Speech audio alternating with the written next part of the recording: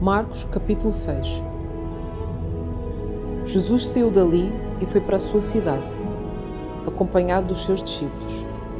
Quando chegou o sábado, começou a ensinar na sinagoga, e muitos dos que o ouviam ficavam admirados. De onde lhe vêm estas coisas? Perguntavam eles. Que sabedoria é essa que lhe foi dada? E esses milagres que ele faz? Não é este o carpinteiro, filho de Maria e irmão de Tiago, José, Judas e Simão? Não estão aqui conosco as suas irmãs?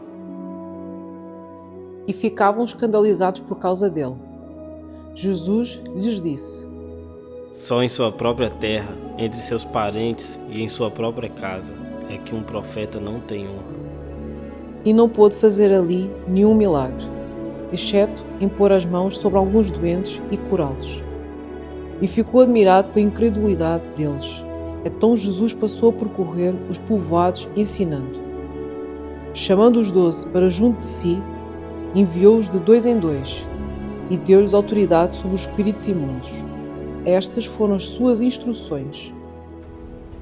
Não levem nada pelo caminho, a não ser um bordão. Não levem pão, nem saco de viagem, nem dinheiro em seus cintos. Calcem sandálias, mas não levem túnica extra.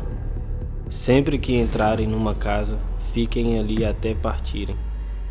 E se algum povoado não os receber nem os ouvir, sacudam a poeira dos seus pés quando saírem de lá, como testemunho contra eles. Eles saíram e pregaram ao povo que se arrependesse. Expulsavam muitos demónios, ungiam muitos doentes com óleo e os curavam.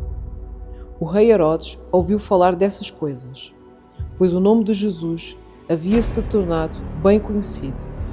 Algumas pessoas estavam dizendo: João Batista ressuscitou dos mortos, por isso estão operando nele poderes miraculosos. Outros diziam: Ele é Elias.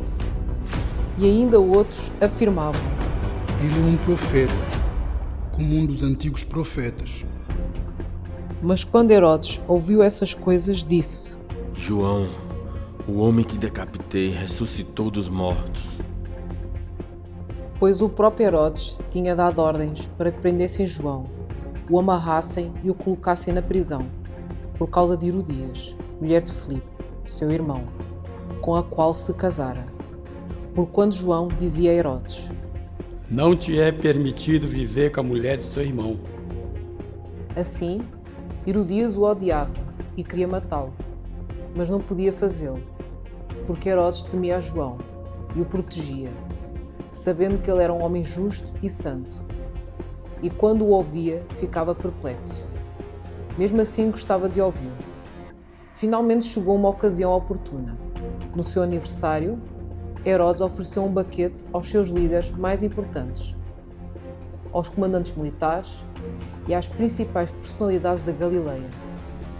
Quando a filha de Herodias entrou e dançou, agradou a Herodes e aos convidados.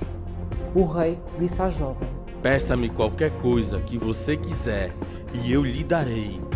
E prometeu-lhe sob juramento: Seja o que for que me pedir, e eu lhe darei até metade do meu reino.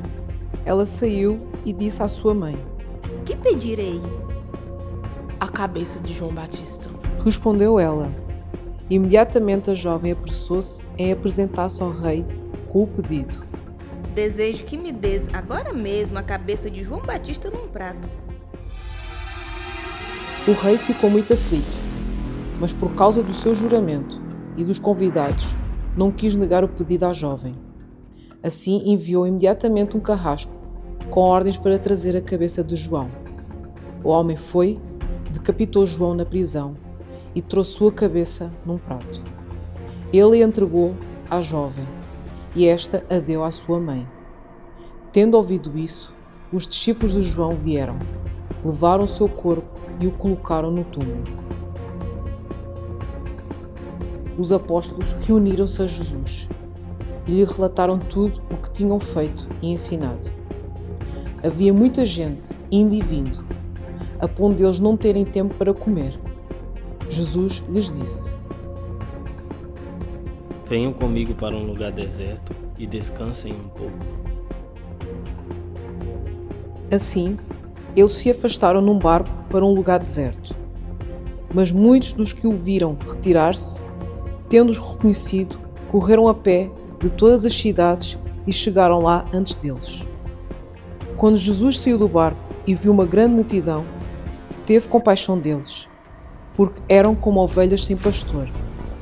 Então começou a ensinar-lhes muitas coisas.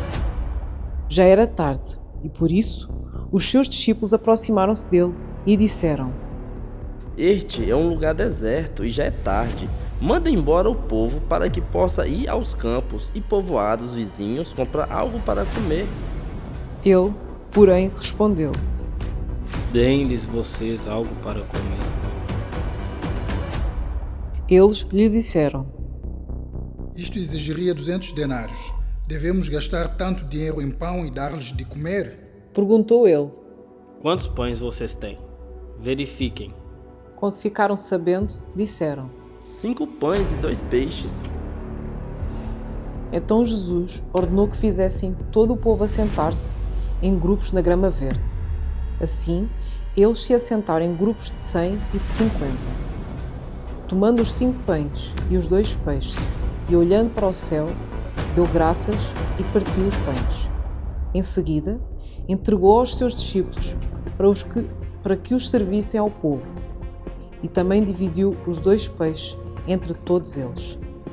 Todos comeram e ficaram satisfeitos, e os discípulos recolheram 12 cestos cheios de pedaços de pão e de peixe. Os que comeram foram 5.000 homens. Logo em seguida, Jesus insistiu com os discípulos para que entrassem no barco e fossem adiante dele para Betsaida, enquanto ele despedia a multidão. Tendo-a despedido, subiu a um monte para orar. Ao anoitecer, o barco estava no meio do mar e Jesus se achava sozinho em terra. Ele viu os discípulos remando com dificuldade, porque o vento soprava contra eles. À alta madrugada, Jesus dirigiu-se a eles, andando sobre o mar, e estava já a ponto de passar por eles.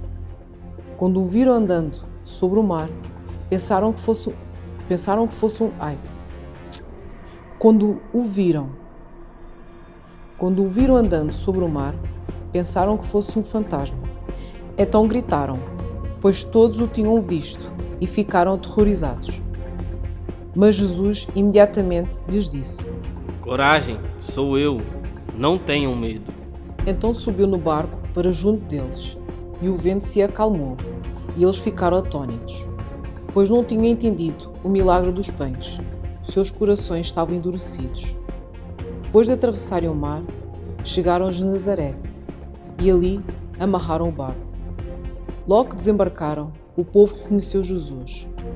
Eles percorriam toda aquela região e levavam os doentes em macas, por onde ouviam que ele estava. E onde quer que ele fosse, povoados, cidades ou campos, levavam os doentes para as praças.